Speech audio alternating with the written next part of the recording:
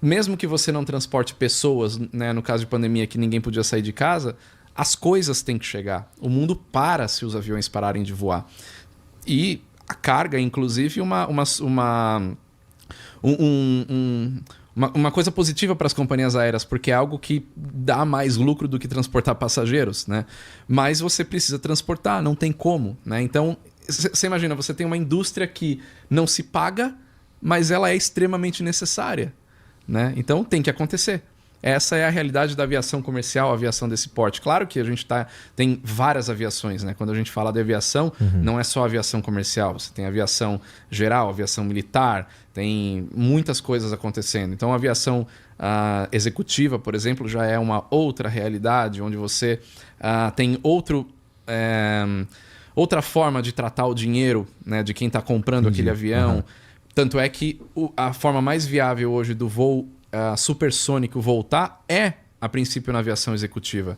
Porque um cara que vai comprar um avião executivo hoje, que pode pagar 80 milhões de dólares num Gulfstream, por exemplo, esse cara ele pode pagar 100 milhões de dólares num avião, um avião executivo supersônico, porque o tempo dele custa. Então, será que para um cara que tem essa capacidade, uma empresa, tô falando um cara, mas assim, uma empresa, qualquer coisa que for comprar um avião desse, o tempo de se deslocar mais rápido não faz diferença? Claro que faz. É isso que o Panda está falando desde o começo. Você ter uma velocidade maior, chegar mais rápido nos lugares, né? Então você tem várias áreas da aviação. A aviação comercial tem essa realidade, mas a aviação executiva, por exemplo, ela abre portas, ela cria novas empresas. Então quando você vê a aviação executiva e acha que um jato executivo, um helicóptero é um brinquedo para milionário se divertir, não, isso é uma máquina de negócio.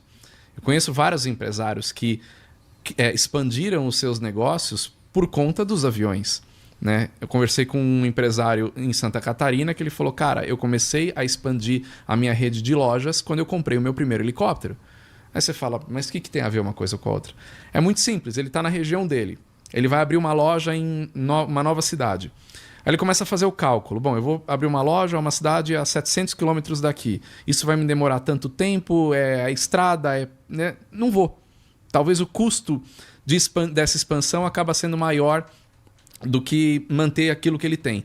Aí o cara compra o primeiro helicóptero, ele voa esses 700 quilômetros em 2 horas, começa a pôr uma nova unidade da loja dele, expande e assim vai, ele compra o primeiro avião, da região dele lá de Santa Catarina ele sai e já vai para o norte, nordeste, centro-oeste, sudeste, já expande mais. E assim o negócio vai expandindo. Isso que é a aviação executiva. Então um avião de 80 milhões de dólares dentro de uma empresa, por que um avião custa isso? Porque é um avião com uma ultra capacidade de fazer um voo entre São Paulo e China sem escala. Por que um cara precisa ir para a China sem escala? Para fazer negócio, para trazer novos produtos para cá, para fechar coisas. Então a aviação executiva ela move a economia de qualquer país do mundo. Então quando isso é entendido pelas pessoas, pelos governos e incentivar isso a acontecer, você tem uma economia crescendo também por conta dos aviões executivos. Em São Paulo, que você tem a maior frota de helicópteros voando no mundo, boa parte desses helicópteros nem é da aviação executiva, boa parte desses helicópteros é de serviços públicos. Bombeiro, polícia, até emissoras de televisão cobrindo o trânsito, cobrindo o que está acontecendo. Então, essas aeronaves elas são extremamente importantes para o funcionamento. E quando a gente volta para momentos de pandemia, por exemplo, a aviação executiva manteve o transporte de muita gente que precisava se deslocar para continuar mantendo as empresas funcionando, né? E a única forma naquele momento era a aviação executiva. Então você vê que tem vários lados da aviação. Entrando um pouco na aviação militar, a mesma coisa. Sem a aviação militar, você deixa de ter vários serviços prestados, né? O Brasil não entra em guerra, então por que tem que ter forças armadas? Por que a Força Aérea tem aviões voando na fronteira entre o Brasil e os outros países?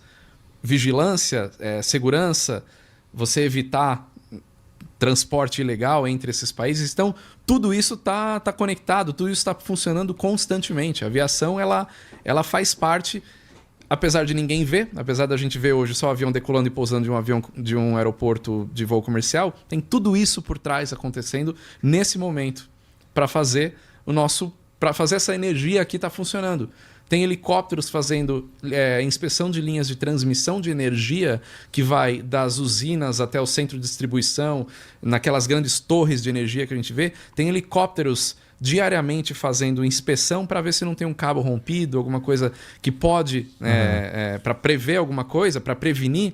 Se esses helicópteros não estivessem fazendo esse voo, a gente não teria energia elétrica. Então, são muitos serviços. Transporte de órgãos. Diariamente são vários órgãos transportados. O tempo de isquemia de um coração e de um pulmão é de 4 horas.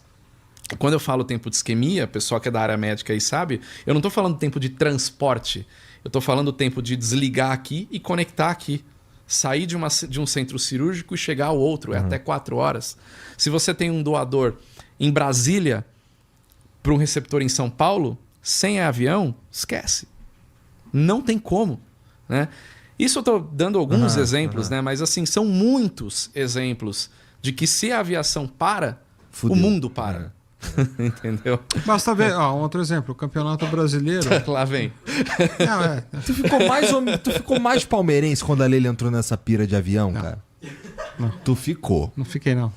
Como não, porra? Palmeiras, avião... Fiquei puto com ela de colocar aquele nome ridículo pra cara. Tinha que ser Airport One pintado de verde. E enfileirar os títulos. Airport One. Airport One é muito bom. Não. Tinha que ser pintado de verde. Não, mas assim... O Campeonato Brasileiro, ele começa a acontecer quando os aviões se transformam em realidade pro país inteiro. Antes do avião, como é que o Bahia ia jogar com o Inter? Né? Fórmula 1. Então, assim, não dá para subestimar a importância da aviação no mundo inteiro. A gente estava falamos de como coisas importantes que aconteceram para a gente chegar no momento que a gente está hoje da aviação. A gente falou de guerra, falamos de aplicações, várias aplicações e tal, mas também um jeito de evoluir é também vendo o que dá de errado, né? Tipo, olhar a merda que deu num acidente, por exemplo. Essa é uma área absolutamente fascinante. Um dos livros que eu escrevi é sobre acidentes aéreos, em que eu revisito 29 acidentes com as caixas pretas e tento explicar por que foi dito tal coisa, o que aconteceu, etc. O grande objetivo de você estudar acidentes aéreos é entender quais são os fatores causadores e propagar esses fatores para que mais gente entenda o que levou um voo normal a terminar em acidente. E a história mostra que isso nem sempre foi feito a contento e vários acidentes se repetiram por desconhecimento da causa primária. Ou seja, já tinha acontecido, já se sabia o que tinha levado a um acidente, esse conhecimento não foi disseminado, não foi entendido. Entendi. E acidentes se repetiram por causa disso. Agora eu vou te falar uma coisa que é o legal. Assim, o nível de segurança das companhias aéreas, da aviação comercial, do transporte regular, aumentou brutalmente nos últimos 20 anos. Então, assim, se já era difícil acontecer um acidente, hoje é praticamente impossível. A gente teve nos últimos anos 2 anos em que não teve nenhuma fatalidade em transporte aéreo regular. Estou falando de 3,5 bilhões de passageiros voando sem uma fatalidade. Teve alguns acidentes de aviação regional, tem um acidente na aviação privada que é inerentemente mais insegura, mas é um sistema de transporte mais seguro que foi inventado. Mais gente morre picada por abelhas nos Estados Unidos por ano do que em acidentes aéreos. Na verdade, a aviação geral mais insegura, eu não usaria nem essa palavra. Eu acho que é uma questão primeiro, de controle que tem em cima das companhias aéreas, né?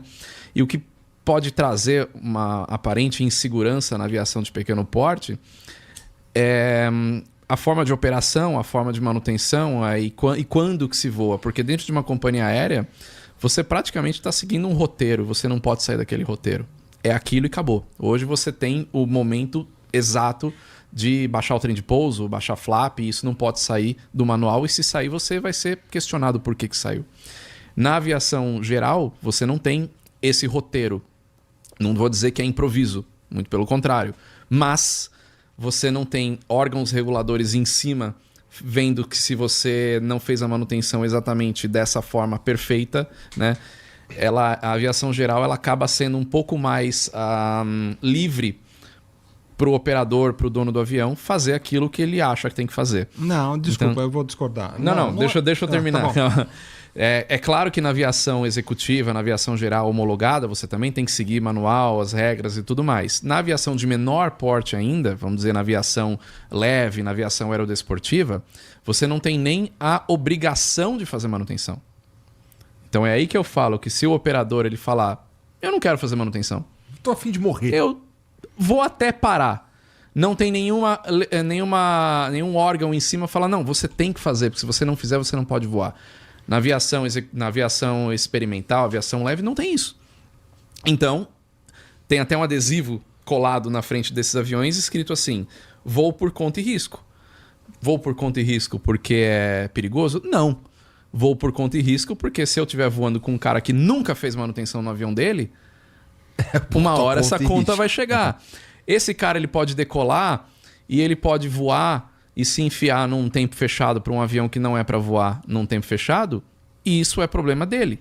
Não tem ninguém falando no voo, falando, não vai, você é proibido. Não, se eu decolar o meu avião que não é para voar em tempo fechado e eu quiser cruzar a Serra do Mar com tempo fechado, eu posso? Teoricamente não. Mas se eu passo um plano de voo visual, quem está recebendo o plano de voo visual não está olhando se o tempo está fechado ou não. Se o teu plano de voo está dentro das regras, ele vai aprovar. E aí você vai voar. E aí você pode bater na montanha porque você não está preparado para voar. Então é isso que pode deixar nessa visão mais inseguro, porque não tem esses órgãos, né, e toda essa indústria em volta. Uhum. Tanto é que dentro do próprio CENIPA, que investiga os acidentes dentro do Brasil, eles dizem homem, meio e máquina. Ou seja, o homem, o ser humano, né, que está dentro, ele está com um bom treinamento? Ele está voando num dia bom? Ou você acabou de tomar 1 litro de cachaça e vai pegar um avião? Cara, se você está num aeroporto particular com o seu avião, você vai decolar. Ninguém vai te impedir de fazer isso. O meio, você está voando no tempo, na meteorologia correta, que a sua máquina é preparada para voar? A máquina, você faz manutenção? Então, se você tem esses 3 pilares aqui nesse tripé seguindo da maneira correta, um bom treinamento, um avião com manutenção em dia, voando nas condições climáticas, nas condições meteorológicas corretas, sua vida é longa. Na aviação comercial, ninguém vai decolar um avião de um aeroporto se aquele aeroporto não está em condições de decolar ou receber um avião. Né? Então é isso que eu quis dizer nessa questão de diferença. É que fatorado tudo isso, o número de fatalidades por horas voadas é maior. Por conta disso por conta de todos esses fatores que o Fernando falou.